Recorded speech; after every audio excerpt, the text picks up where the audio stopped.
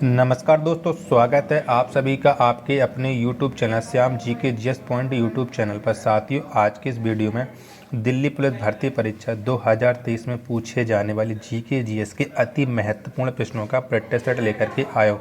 साथियों, मैं आपको याद दिला दूँ कि मैं आपको जो एसएससी की विभिन्न प्रतियोगी परीक्षाओं में पूछे गए जीके जीएस के वही प्रश्न करा रहा हूँ जो आने वाले समय में दिल्ली पुलिस भर्ती परीक्षा 2023 के लिए अत्यधिक महत्वपूर्ण हो जाते हैं। तो साथियों, आज के प्रैक्टिस सेट को पूरा करिएगा। प्रैक्टिस सेट को पूरा करने के बाद आपको अपना स्कोर कमेंट बॉक्स में बताना है और आपको ये भी बताना है कि आपने हमारे प्रैक्टिस सेट में कितने प्रश्न सही किए और ये प्रैक्टिस सेट आपको कैसा लगा। प्रैक्टिस सेट पसंद आए तो वीडियो को लाइक कर देना। चैनल को अभी तक आपने सब्सक्राइब नहीं किया होगा, ये मुझे पता है, तो आप चैनल को ज़रूर सब्सक्राइब कर लीजिएगा। जब तक आपका दिल्ली पुलिस भर्ती परीक्षा 2023 का पेपर नहीं हो जाता तब तक मैं आपको लगातार प्रैक्टिस सेट करवाता रहूँगा, क्योंकि प्रैक्टिस सेट के जरिए आप जीके जीएस में अच्छा स्कोर करके आ पाओ। क्योंकि आप जानते हैं कि जीके जीएस के 50 प्रश्न पूछे जाने वाले आपके परीक्षा में। तो इन्हीं सब बातों को ध्यान में रखते हुए शुरू करते हैं आज का अपना जीके जीएस के अति महत्वपूर्ण प्रश्नों का प्रैक्टिस सेट।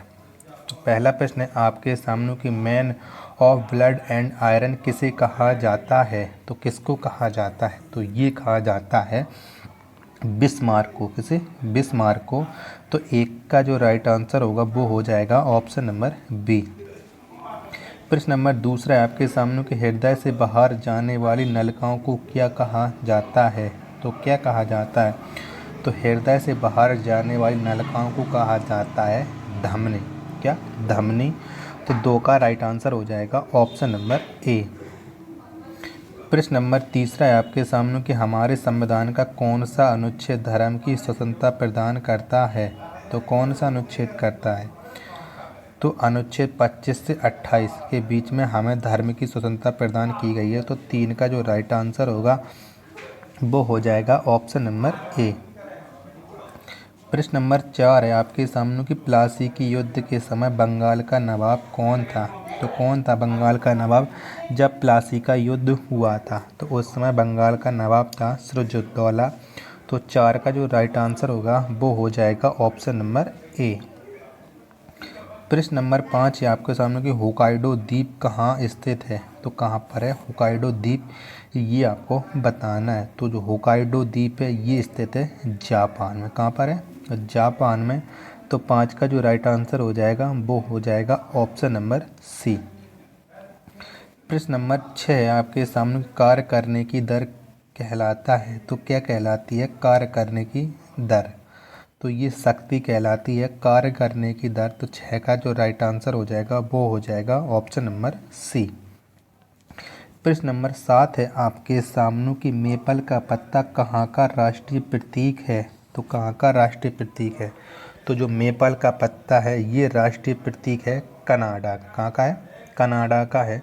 तो 7 का जो राइट आंसर होगा वो हो जाएगा ऑप्शन नंबर सी।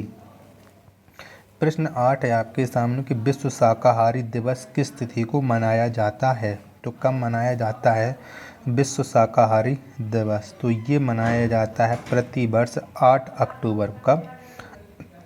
8 अक्टूबर को विश्व शाकाहारी दिवस। तो 8 का जो राइट आंसर होगा वो हो जाएगा ऑप्शन नंबर ए। प्रश्न नंबर 9 है आपके सामने कि दौड़ते समय व्यक्ति का रक्तचाप कैसा हो जाता है। दौड़ते समय व्यक्ति का जो रक्तचाप होता है वो बढ़ जाता है। तो जो 9 का राइट आंसर होगा वो हो जाएगा ऑप्शन नंबर ए। प्रश्न 10 है आपके सामने कि रक्त का अध्ययन क्या कहलाता है। तो क्या कहलाता है रक्त का अध्ययन, ये आपको बताना है।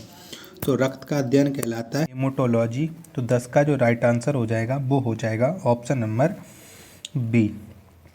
प्रश्न नंबर 11 है आपके सामने कि मनी प्लांट किस बैंक का एटीएम नेटवर्क है। तो ये कौन से बैंक का एटीएम नेटवर्क है मनी प्लांट? तो ये है कर्नाटक बैंक का। तो 11 का जो राइट आंसर होगा वो हो जाएगा ऑप्शन नंबर सी। प्रश्न 12 है आपके सामने कि सशस्त्र बल मेडिकल कॉलेज कहाँ स्थित है। तो कहाँ पर स्थित है? तो सशस्त्र बल मेडिकल कॉलेज ये स्थित है अहमदाबाद। कहाँ पर है? अहमदाबाद में है। तो 12 का जो राइट आंसर होगा वो हो जाएगा ऑप्शन नंबर डी।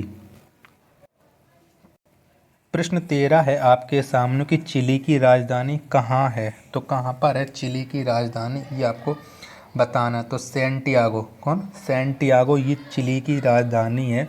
तो 13 का जो राइट आंसर होगा वो हो जाएगा ऑप्शन नंबर डी।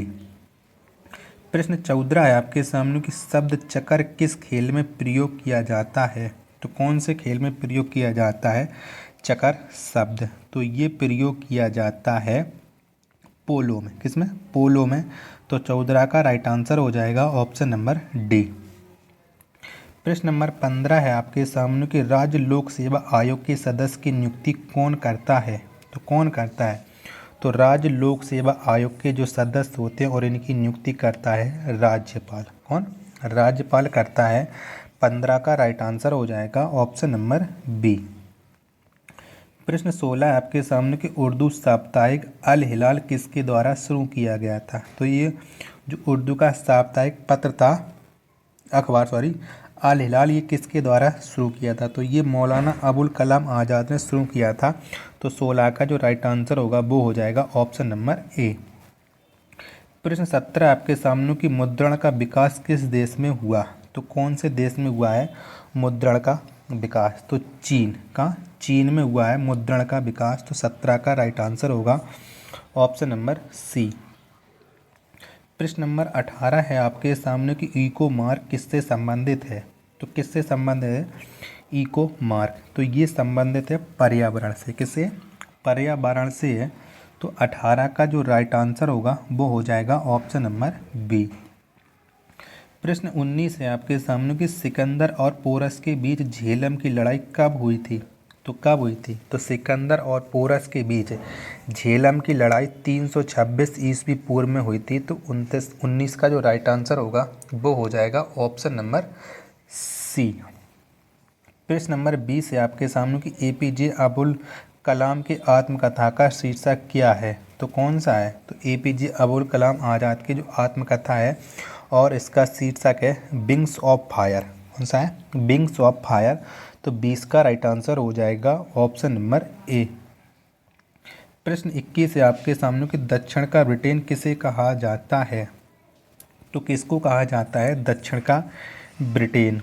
तो न्यूजीलैंड को दक्षिण का ब्रिटेन कहा जाता है। तो 21 का जो राइट आंसर हो जाएगा वो हो जाएगा ऑप्शन नंबर डी। प्रश्न 22 है आपके सामने कि मेला आंचल के लेखक कौन है। तो कौन है इसके लेखक, ये आपको बताना है। तो मेला आंचल इसके लेखक हैं फणीश्वर नाथ रेणु। कौन, फणीश्वर नाथ रेणु। तो 22 का जो राइट आंसर होगा वो हो जाएगा ऑप्शन नंबर बी। प्रश्न 23 है आपके सामने कि सिरका पानी में कितना प्रतिशत एसिटिक अम्ल होता है। तो कितने प्रतिशत होता है।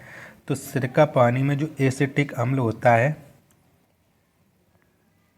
वो होता है 5%। तो 23 का राइट आंसर हो जाएगा ऑप्शन नंबर डी। प्रश्न 24 है आपके सामने कि संविधान सभा के संघ संविधान समिति के अध्यक्ष कौन थे। तो कौन थे संघ संविधान समिति के अध्यक्ष। तो ये थे जवाहरलाल नेहरू। तो 24 का राइट आंसर हो जाएगा ऑप्शन नंबर सी। प्रश्न 25 है आपके सामने कि इंटरनेट एक्सप्लोरर क्या है। तो क्या है। तो इंटरनेट एक्सप्लोरर है, ये है एक वेब ब्राउज़र। क्या, ये एक वेब ब्राउज़र है। तो 25 का जो राइट आंसर होगा वो हो जाएगा ऑप्शन नंबर डी। प्रश्न नंबर 26 है आपके सामने किस भारत शासन अधिनियम द्वारा केंद्र में द्वैत शासन की स्थापना की गई। तो केंद्र में द्वैत शासन की स्थापना की गई थी भारत सरकार अधिनियम 1935 के तहत। तो 26 का राइट आंसर हो जाएगा ऑप्शन नंबर बी। प्रश्न संख्या 27 है आपके सामने कि OCR का अर्थ क्या है। तो क्या है OCR का। तो OCR का अर्थ है ऑप्टिकल कैरेक्टर रिकॉग्निशन। 27 का राइट आंसर हो जाएगा ऑप्शन नंबर ए। साथियों, अगर ये प्रैक्टिस सेट पसंद आ रहा है तो वीडियो को आप लाइक करना। चैनल को आपने अभी तक सब्सक्राइब नहीं किया होगा तो चैनल को आप जरूर सब्सक्राइब कर लीजिएगा। प्रश्न 28 है आपके सामने कि समय का अध्ययन क्या कहलाता है। तो क्या कहलाता है समय का अध्ययन। तो होरोलॉजी। कौन सा, होरोलॉजी, ये समय का अध्ययन कहलाता है। तो 28 का राइट आंसर हो जाएगा ऑप्शन नंबर डी। प्रश्न 29 से आपके सामने कि हजरत बल दरगाह कहाँ है? तो कहाँ पर है हजरत बल दरगाह? तो ये है जम्मू कश्मीर में। कहाँ पर? जम्मू कश्मीर में है हजरत बल दरगाह। ऑप्शन नंबर ए इसका राइट आंसर हो जाएगा। प्रश्न 30 है आपके सामने कि मानवाधिकार दिवस किस तिथि को मनाया जाता है? तो कब मनाया जाता है मानवाधिकार दिवस? तो प्रति वर्ष 10 दिसंबर को मानवाधिकार दिवस मनाया जाता है। तो 30 का जो राइट आंसर होगा वो हो जाएगा ऑप्शन नंबर ए। प्रश्न 31 है आपके सामने कि पंचायत स्तर पर राज्य सरकार का प्रतिनिधित्व कौन करता है? तो कौन करता है? तो पंचायत स्तर पर राज्य सरकार का प्रतिनिधित्व करता है ग्राम सेवक। ऑप्शन नंबर सी इसका राइट आंसर हो जाएगा, जिसे हम प्रधान बोलते हैं। प्रश्न 32 है आपके सामने कि ब्राह्मी लिपि को किसने स्पष्ट किया था? तो किसने ब्राह्मी लिपि को स्पष्ट या पढ़ा था, ये आपको बताना है। तो ये पढ़ा था जेम्स प्रिंसेप ने। तो 32 का जो राइट आंसर होगा वो हो जाएगा ऑप्शन नंबर डी। प्रश्न संख्या 33 है आपके सामने कि तडोबा बाघ आरक्षित क्षेत्र किस राज्य में है? तो कौन से राज्य में है? तो तडोबा बाघ आरक्षित क्षेत्र ये है महाराष्ट्र राज्य में। कहाँ पर है? महाराष्ट्र में है। तो 33 का जो राइट आंसर होगा वो हो जाएगा ऑप्शन नंबर सी।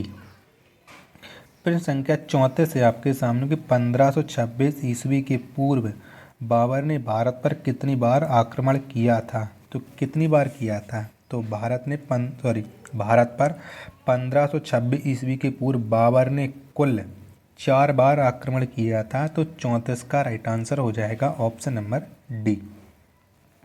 प्रश्न संख्या 35 है आपके सामने कि प्रथम गोलमेज सम्मेलन किसके कार्यकाल में हुई थी? तो कौन के कार्यकाल में हुई थी प्रथम गोलमेज सम्मेलन? तो ये लॉर्ड इरविन के शासनकाल में हुआ था या कार्यकाल में हुआ था प्रथम गोलमेज सम्मेलन। तो 35 का राइट आंसर हो जाएगा ऑप्शन नंबर ए।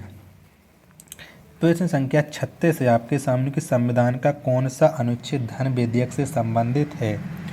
तो कौन सा अनुच्छेद संबंधित है? तो अनुच्छेद 110। कौन? अनुच्छेद 110 ये धन विधेयक से संबंधित है। तो 36 का जो राइट आंसर हो जाएगा वो हो जाएगा ऑप्शन नंबर बी। प्रश्न संख्या 37 है आपके सामने कि सीता बेग गुफाएं किस राज्य में स्थित हैं? तो कौन से राज्य में स्थित हैं? तो सीता बेग गुफाएं ये स्थित है छत्तीसगढ़ में। कहाँ पर है? छत्तीसगढ़ में है। तो 37 का जो राइट आंसर होगा वो हो जाएगा ऑप्शन नंबर ए। प्रश्न 38 है आपके सामने कि धूम्रपान किसे नुकसान पहुंचाता है? तो किसको नुकसान पहुंचाता है धूम्रपान? तो धूम्रपान फेफड़ा को नुकसान पहुंचाता है। तो 38 का जो राइट आंसर हो जाएगा वो हो जाएगा ऑप्शन नंबर बी। प्रश्न 39 है आपके सामने कि कवि बिहारी किस राजा के दरबारी कवि थे? तो किसके दरबारी कवि थे ये आपको बताना है। तो ये दरबारी कवि थे जय सिंह के। किसके? जय सिंह के ये दरबारी कवि थे। तो 39 का जो राइट आंसर होगा वो हो जाएगा ऑप्शन नंबर बी। तो साथियों आज के प्रैक्टिस सेट में मात्र 39 ही प्रश्न थे। अगर आपको ये प्रैक्टिस सेट पसंद आया हो तो वीडियो को आप लाइक कर देना, अगर ना पसंद आया हो तो डिसलाइक कर देना, लेकिन कुछ ना कुछ ज़रूर करना। मिलते हैं अपने नेक्स्ट प्रैक्टिस सेट में, तब तक के लिए धन्यवाद। जय हिंद मेरे प्यारे साथियों।